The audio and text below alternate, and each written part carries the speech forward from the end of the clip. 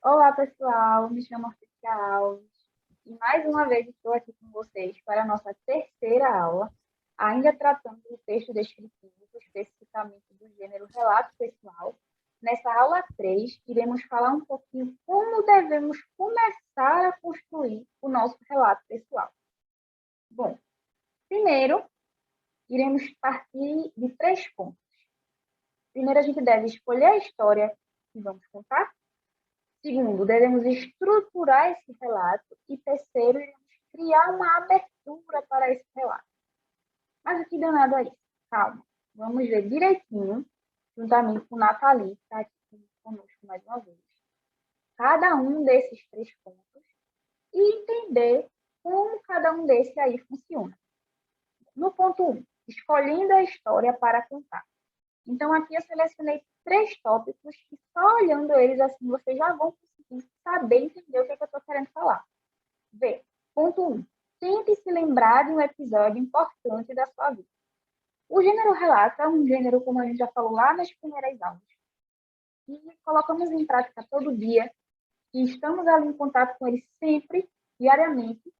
Então, mesmo que a gente coloque em prática, muitas vezes, histórias cotidianas, histórias simples, quando a gente vai passar esse gênero para o papel de forma escrita, é importante que a gente selecione um momento ali da nossa vida importante, um episódio importante. Não vou pegar qualquer coisa e escrever, não.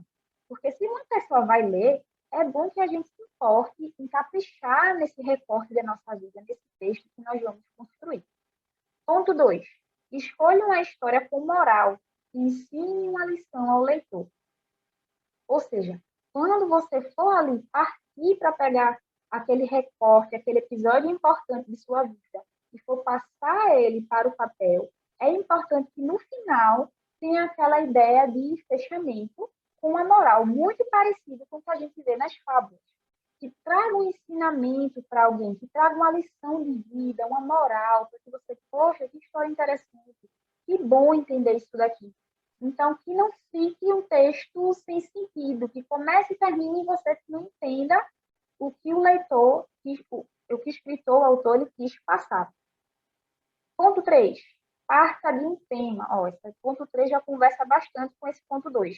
Porque a gente, quando for partir, fazer esse recorte importante, escolher uma história, então é importante que a gente também parta de um tema, que tenha um contexto ali, que a gente não parta do nada e crie uma história do nada, que não tenha nem pé nem cabeça, nem começo, nem meio, nem fim. Então, a gente viu na aula 2, vocês viram, com o Igor e com o Jennifer, que eles falaram bem direitinho como esse texto, a estrutura que esse texto deve seguir.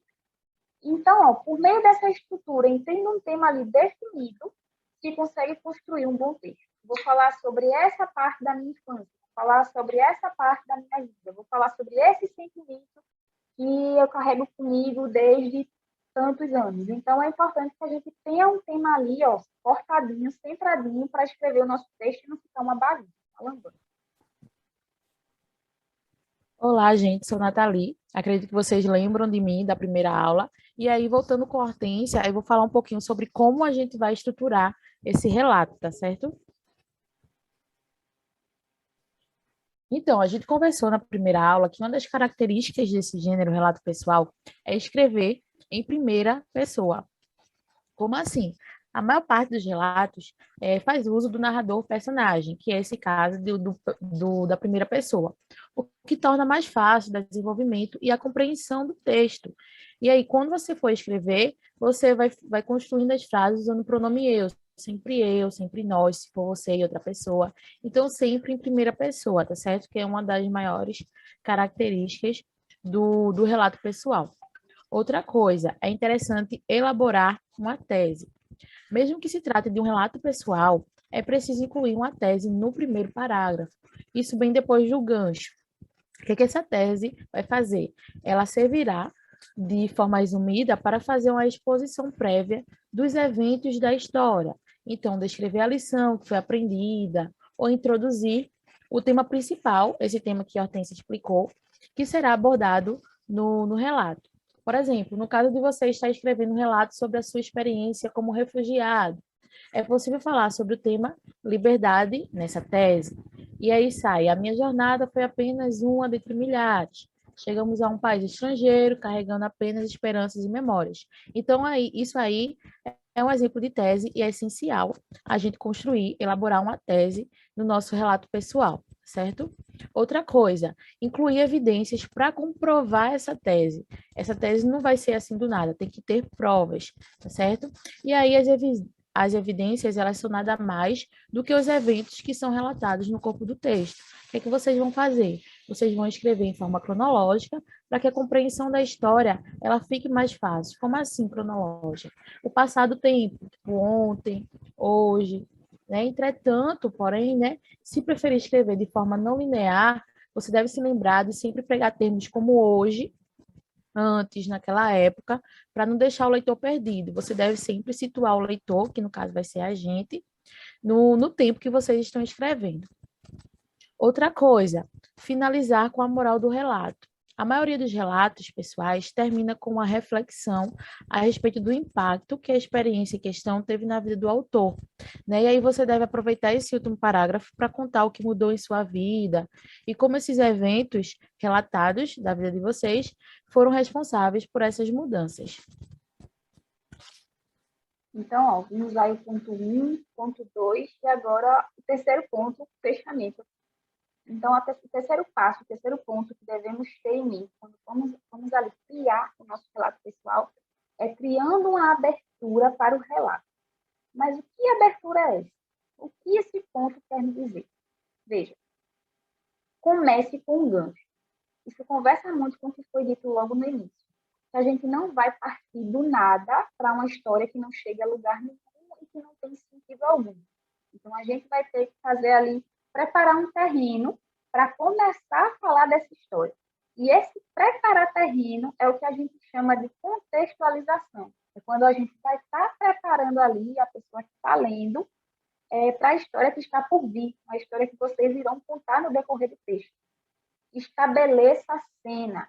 Quando eu falo estabeleça a cena, eu estou falando para vocês caracterizarem os lugares que essa história percorre. Se foi na escola, a escola era assim, era assado.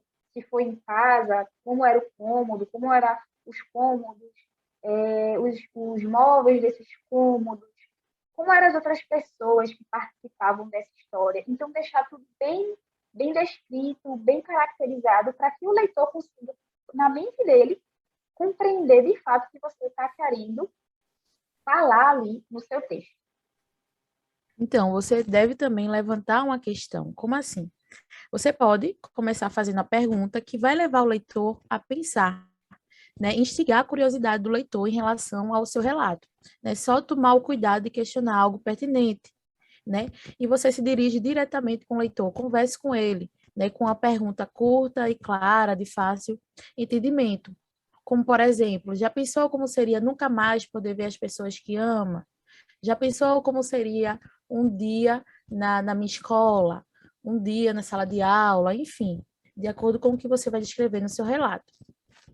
E também usar uma afirmação ou um fato interessante. Então, humor e curiosidade também podem ser utilizados para prender a atenção do leitor logo na primeira linha do relato. Né? Então, você pode pegar um fato interessante ou engraçado que sirva para fazer a ligação do tema ao seu relato. Se for uma coisa da escola, pode falar um momento engraçado que aconteceu entre você e o seu amigo, uma piada que ele contou. E isso segura bastante a atenção do leitor, principalmente se ele gostar de humor. E, por último, começar com uma história mais curta, né? Leve em conta a possibilidade de começar uma historinha de, no máximo, 3 linhas, que traz algum tipo de lição ou moral, que vai ajudar você a introduzir a sua própria experiência de vida. E sempre se lembre de que, além de expor os pontos principais que serão abordados no relato principal, essa pequena história, ela deve fazer o leitor pensar, certo? Deixar ele refletindo sobre a sua história. Então, minha gente, por hoje é só. A gente trouxe aqui como é que você pode aí estruturar o seu relato pessoal. Esperamos que a gente esteja colaborando bastante com a compreensão de vocês e que vocês consigam fazer uma produção muito boa a partir dessas nossas informações que estamos trazendo com muito carinho, né, Hortência? Exatamente. Então, esperamos muito que vocês tenham gostado, que possam aproveitar esse momento, mesmo que curtinho, e colocá-lo em prática. E ficamos por aqui. Um cheiro. Até a próxima.